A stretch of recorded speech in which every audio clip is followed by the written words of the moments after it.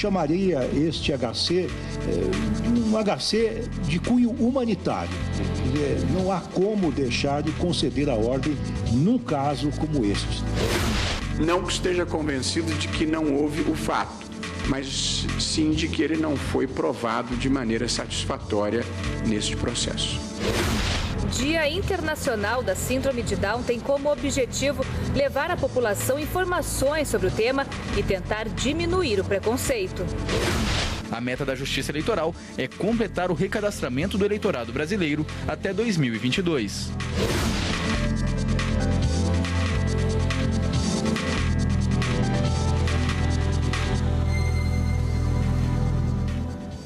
Olá, boa tarde. Boa tarde.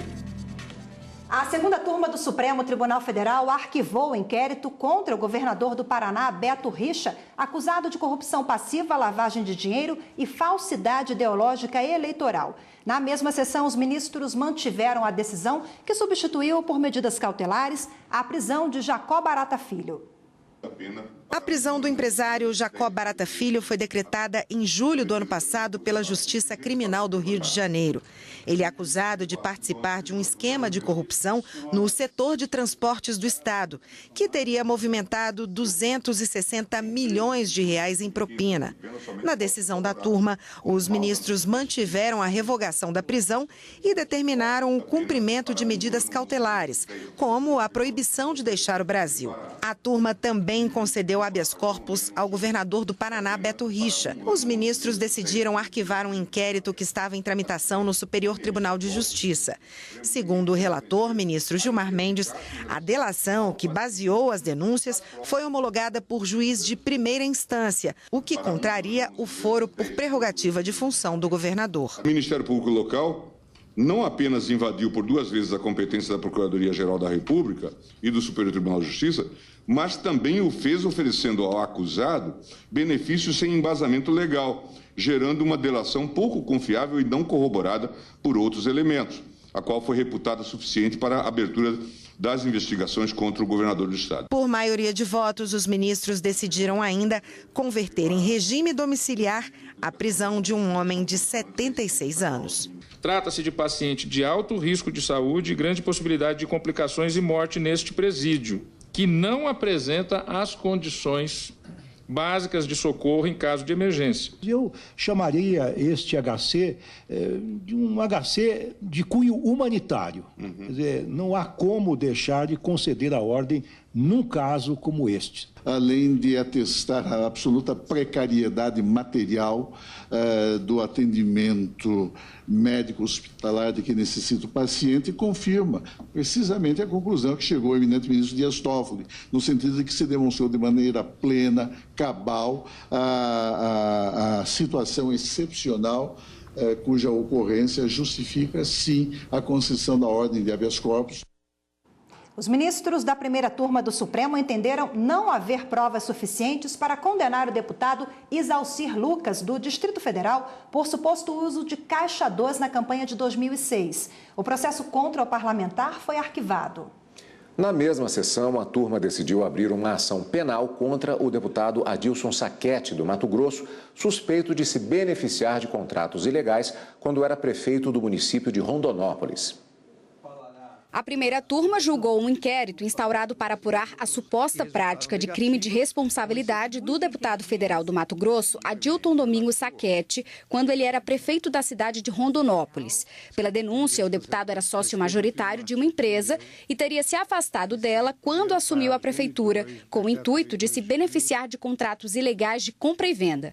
Os ministros decidiram por unanimidade que os documentos anexados aos autos evidenciam o crime. A empresa em questão não participou de nenhum procedimento licitatório e tampouco apresentou qualquer documentação perante o Conselho Diretor de Política de Desenvolvimento, que era o órgão que se impunha a apresentar esse documento por força exatamente da lei municipal. A exposição do fato criminoso, as circunstâncias, a qualificação, a classificação do crime e a justa causa, dentro da ideia de tipicidade, punibilidade e viabilidade, estão presentes. Também foi julgada uma ação penal que envolve crime eleitoral. No processo, o deputado federal Exalci Lucas Ferreira é acusado de receber caixa 2 de R$300 mil para a campanha dele nas eleições de 2006, sem ter prestado contas à Justiça Eleitoral.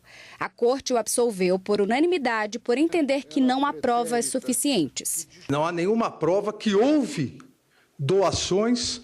Essas doações apontadas como doações no caixa 2 é para o réu. Se o Estado, no seu papel acusatório, não desempenhou adequadamente a sua função, que aqui nesse caso era relativamente fácil de desempenhar,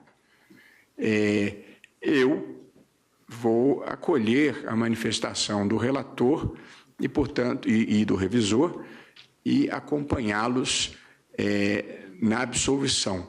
Não que esteja convencido de que não houve o fato, mas sim de que ele não foi provado de maneira satisfatória neste processo. Os ministros do Tribunal Superior Eleitoral analisaram na sessão desta terça-feira recursos de deputados de Sergipe cassados, multados ou declarados inelegíveis.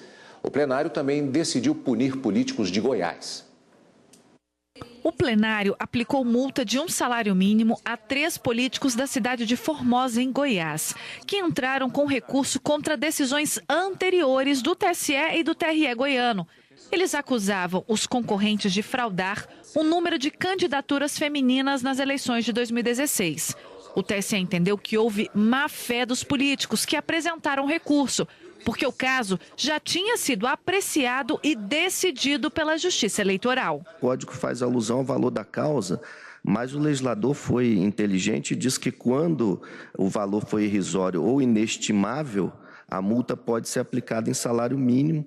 O ministro Admar está assentando esse caráter procrastinatório no regimental e assentando a multa por litigância de má-fé. O TSE também deu continuidade ao julgamento que analisa a defesa apresentada por deputados estaduais de Sergipe, cassados, multados e ou declarados inelegíveis. As punições foram dadas pelo TRE sergipano. Eles foram acusados de receber verbas da Assembleia Legislativa e usar de maneira irregular durante a campanha de 2014. No TSE, há pelo menos 20 recursos sobre o caso, todos sob a relatoria do presidente da Corte, ministro Luiz Fux. Durante as sustentações orais, os advogados de defesa dos parlamentares apresentaram a tese de inclusão nos processos dos nomes dos dirigentes da mesa diretora da Assembleia Legislativa.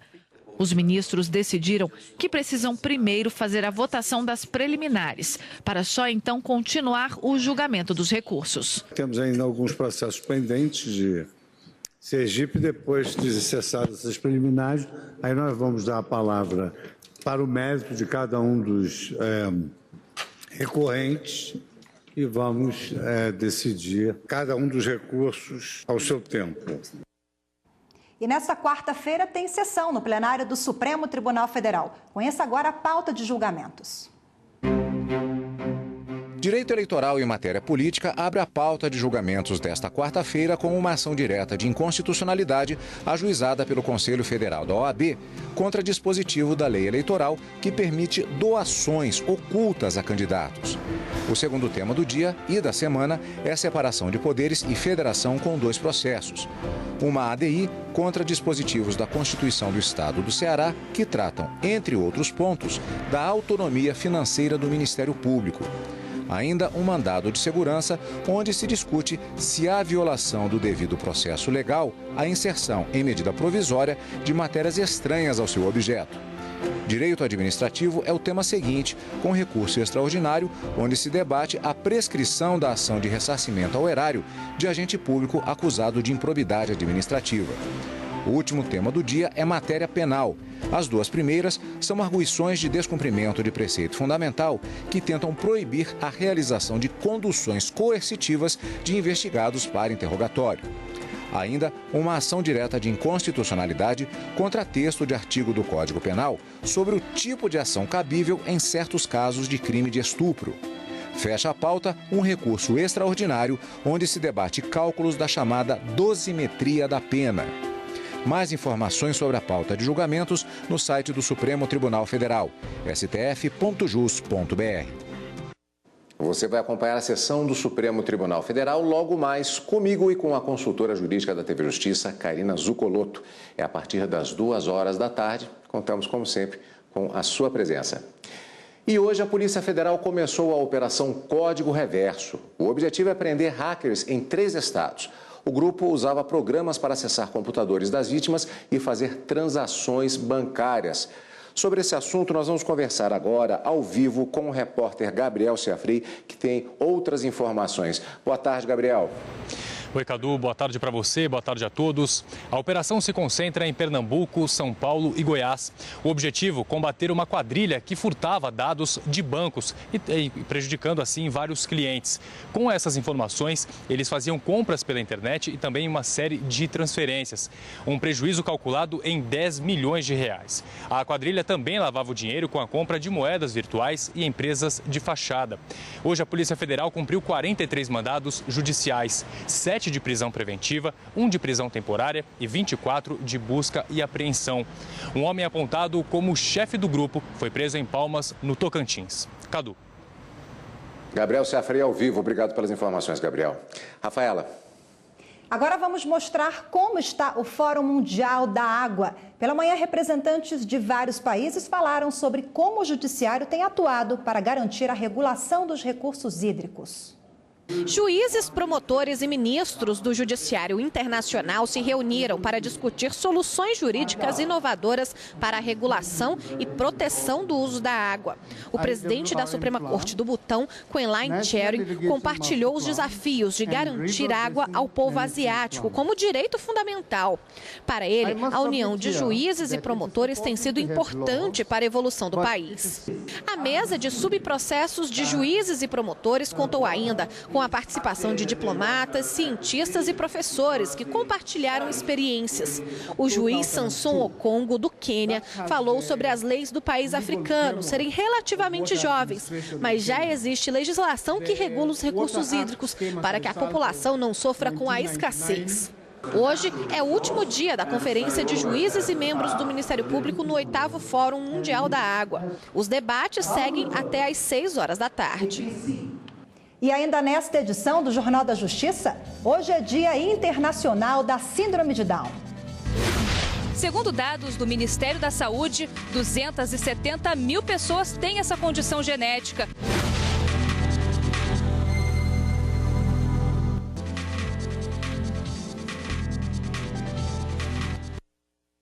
Hoje é o Dia Internacional da Síndrome de Down. Dia de comemoração pelas conquistas, mas também um dia de luta contra a discriminação e pelos direitos que muitas vezes são negados, como o direito à saúde e à educação. Edilene descobriu na gravidez que o filho tinha síndrome de Down. De lá para cá, corre atrás dos direitos do menino, o que não tem sido fácil. Quando quis fazer um plano de saúde, a criança não foi aceita. Quando Davi chegou à idade escolar, foi difícil encontrar uma escola e quando achou, viu que ele era tratado de forma diferente. Os primeiros anos da criança com síndrome de Down são extremamente importantes para o desenvolvimento dela quando adulta. São os anos que ela mais precisa de estímulo e é nesse momento que nós não temos atendimento. O meu filho tem 2 anos e ele depende hoje totalmente da rede privada, ou seja, o momento que ele mais precisa, ele não está tendo o acompanhamento necessário. E isso aí vai refletir até o final da vida dele. O Dia Internacional da Síndrome de Down tem como objetivo levar à população informações sobre o tema. Segundo dados do Ministério da Saúde, 270 mil pessoas têm essa condição genética e todas elas têm direitos assegurados pela Constituição. A legislação prevê ainda acesso a serviços como saúde e educação. O Supremo Tribunal Federal já decidiu que as escolas particulares devem se adaptar para receber alunos com deficiência. E não pode haver nem tratamento, nem cobrança diferenciada para esses alunos. Outra garantia importante é o incentivo ao mercado de trabalho. As empresas com mais de 100 empregados estão obrigadas a contratar pessoas com deficiência, entre elas as com a síndrome de Down, para ocupar de 2% a 5% dos cargos. Esta advogada explica que quem nega as garantias previstas na lei pode ter que pagar indenização por danos morais. É difícil a prova disso, né? Que recusou por causa disso. Mas se acontecer e se for provado, com certeza vai haver punição, especialmente na área civil indenizatória. E pela manhã, jovens com síndrome de Down foram recebidos no Superior Tribunal de Justiça. Eles participaram de debates sobre a inclusão profissional e o direito ao trabalho. Em comemoração ao Dia Internacional da Síndrome de Down, o STJ recebeu alunos da Associação de Pais e Amigos dos Excepcionais do Distrito Federal, a APAI. E o objetivo da visita foi além de conhecer a estrutura da corte. Eles participaram de palestras sobre a inclusão de pessoas com deficiência intelectual no mercado de trabalho. Eu acho que a gente tem que pensar nessa ampliação, num tribunal mais inclusivo e mais acessível. E não somente para o Down, mas também para pessoas que têm outros tipos de deficiência. E esse é o papel do socioambiental, ampliar isso aí. É uma possibilidade de que essas pessoas ocupem, né, um espaço na sociedade e é importante que essas iniciativas possam, né, ser disseminadas e que essas pessoas possam ser colocadas cada vez mais em espaços inclusivos, né, porque esse é um direito das pessoas com deficiência, estarem em ambientes inclusivos e acessíveis. Os visitantes foram recebidos também por colaboradores do tribunal com síndrome de Down. Eles compartilharam suas experiências e incentivaram a busca por empregos que assegurem suas colaborações e garantam respeito a todos.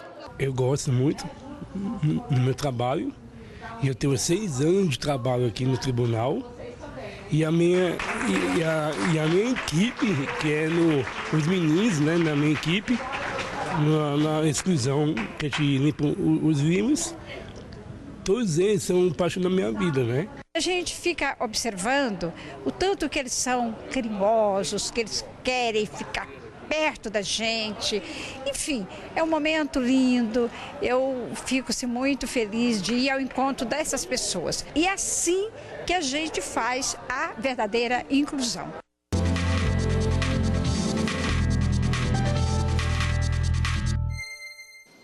Hoje também é Dia Internacional contra a Discriminação Racial.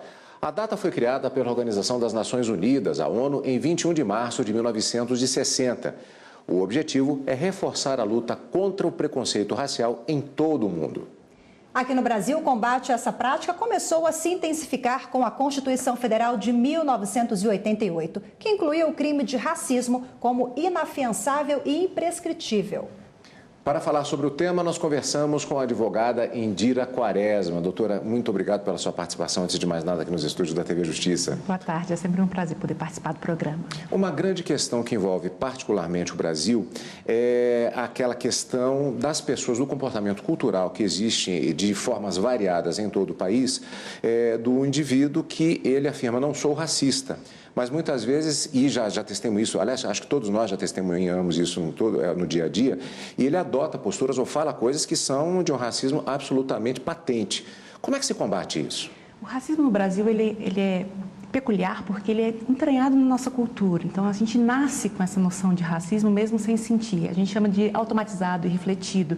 E a gente combate isso identificando que existe o racismo, que o racismo condena as pessoas a uma situação subalterna, impede a ascensão social. Isso tem que ser combatido em todos os ambientes, tanto em casa, na família, nas escolas, nas igrejas, nas agremiações, todo tipo, para que a gente possa identificar o problema e, a partir da identificação do problema, poder tratá-lo. Porque se a gente não imaginar que não existe racismo no Brasil, a gente não vai se dedicar a erradicá-lo de forma definitiva. Agora, tanto existe que os dados são alarmantes, né? O Atlas da Violência do ano passado e várias outras pesquisas revelam que o índice de assassinatos é maior com os negros, o negro ganha menos, a escolaridade é menor.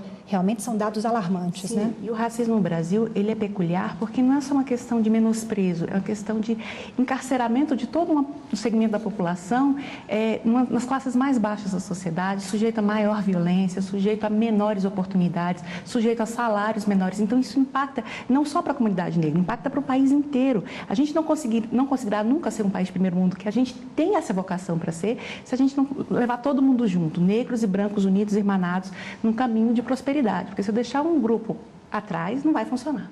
Como afeta homens e mulheres? É da mesma maneira? Há questões específicas em relação a cada gênero? Não, as mulheres negras, elas são muito mais prejudicadas na questão racial do que os homens. Elas ganham menos, ainda que tenham uma escolaridade maior que o homem negro. E em relação à mulher branca, então nem se fala. Em relação ao homem branco, piorou. Então, eu costumo dizer que as mulheres negras estão no fosso dessa pirâmide social do Brasil, não é nem na base, é no fosso. Porque ser mulher negra no Brasil é muito difícil, Rafael, muito mais difícil do que ser mulher. Desculpa, porque eu quero acrescentar um pequeno detalhe. E com relação às crianças, por exemplo, casos de família que eu conheço, inclusive, que adotam, por exemplo, crianças negras. Como é que funciona?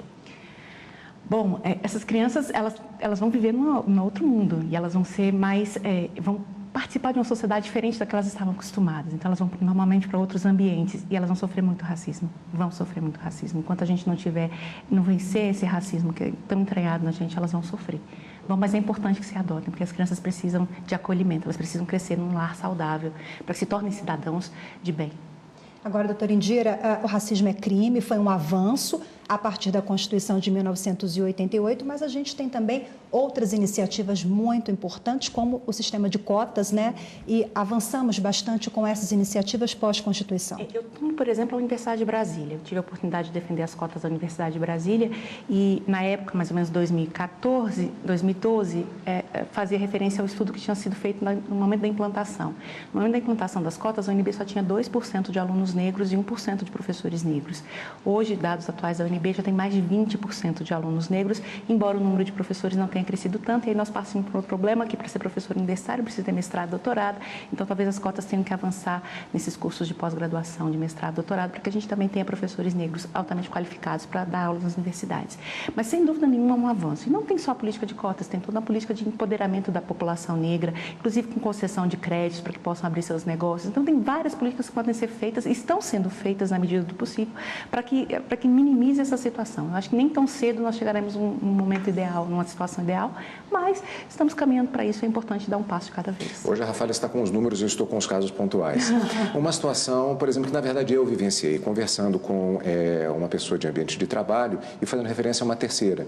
E eu citei essa terceira que era amiga dessa pessoa que é negra, eu falei, fulano de tal, que é negro. Ele assim, um moreno. A pessoa com quem eu conversava, essa primeira pessoa, era negra. Isso é um comportamento também que, como é que se trata essa questão, inclusive, quando se fala com os negros propriamente? O problema é o seguinte, negro, você tem a divisão do IBGE, né, divisão clássica, o negro é o preto e o pardo. Então, o que acontece? Historicamente, ser negro no Brasil é muito pejorativo. Era muito sofrido, muito vergonhoso. Então, as pessoas usavam eufemismo. Se eu tenho uma pele um pouco mais clara, que eu posso me distanciar das cores mais escuras... É moreninho, eu sou moreninho, né? sou café com leite. E aí vai inventando um monte de nome. É uma forma de negação da própria raça. Mas a gente está avançando com isso. Inclusive, a gente tem que ressaltar a importância dos movimentos negros em relação a isso, que é de se sentir orgulhoso com a própria cor, não se envergonhar da cor nem da raça que pertence. Então, é uma conquista que está sendo gradualmente conquistada, um fato sendo gradualmente conquistado. Agora, o negro precisa sempre provar mais, né, que ele tem competência, que ele pode ocupar aquele espaço, porque às vezes ele sente que ele não pertence àquele espaço. É isso, Indira? É isso, exatamente isso. Você, para ver um negro na posição de destaque, você vai ver que ele é muito mais exigido do que qualquer outra pessoa que esteja na mesma posição. Então, é complicado e o racismo no Brasil, ele não é necessariamente entranhado com a questão social, não é a pobreza, porque quanto mais alto o negro está na hierarquia, mais atos de racismo ele vai enfrentar. E é um racismo sutil, um racismo de menosprezo, um racismo de que ele tem que provar mais do que os outros, que ele merece estar ali. Como mudar esse cenário? Tendo consciência de que a gente está num lugar que é nosso direito estar ali, entendeu? Mantendo posição firme, mostrando competência em tudo que se faz. Como nós dissemos outro dia, quando falávamos do Dia da Mulher, que todos os dias sejam os dias das mulheres, sejam os dias de todos, o Dia da Igualdade, a mesma coisa com relação ao Dia do combate à discriminação contra o racismo. Com certeza. Muito obrigado pela participação. Eu que agradeço. Obrigada, até a próxima. Até a próxima. E ainda nesta edição do Jornal da Justiça, 9 estados brasileiros já concluíram o recadastramento biométrico. A meta da Justiça Eleitoral é completar o recadastramento do eleitorado brasileiro até 2022.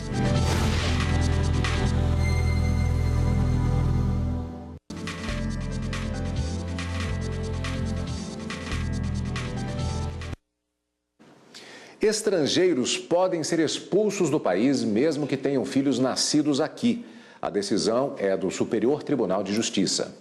O entendimento é da primeira sessão do STJ ao analisar habeas corpus de um estrangeiro expulso do país após condenação por tráfico de drogas. De acordo com o processo, após cumprir a pena, o estrangeiro natural da República de Camarões foi submetido a processo administrativo que resultou na decisão de expulsá-lo.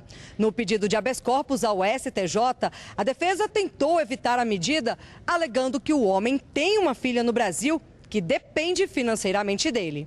Ao analisar o caso, o relator, ministro Og Fernandes, entendeu que a documentação apresentada não comprova a existência de convivência entre o homem e a filha e nem mesmo a dependência econômica. O magistrado levou em consideração ainda o depoimento prestado pelo estrangeiro à Polícia Federal, no qual ele declara que não vê a filha desde 2012 e que também não a ajudava financeiramente. Por isso, negou o pedido do homem para continuar no Brasil. A primeira sessão, por unanimidade, acompanhou o relator. Agora, Cadu, vamos falar de eleições 2018. 9 estados brasileiros já concluíram o recadastramento biométrico. O Piauí é o mais novo dessa lista. Segundo o Tribunal Superior Eleitoral, até 2022, todos os eleitores brasileiros vão ser identificados na hora de votar pela impressão digital.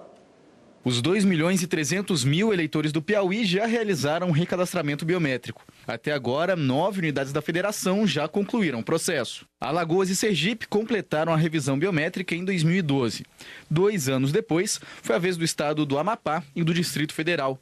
Já Goiás, Paraíba, Roraima e Tocantins encerraram o processo no ano passado. Em Minas Gerais, a identificação biométrica ainda não é obrigatória em todas as cidades, mas o Tribunal Regional Eleitoral Mineiro já instalou postos da biometria em todos os 853 municípios do estado. A meta da Justiça Eleitoral é completar o recadastramento do eleitorado brasileiro até 2022. E o Jornal da Justiça quer mostrar vídeos de todos os cantos do país. Grave uma história legal no seu celular, mande pra gente, conte a sua história, participe do jornal.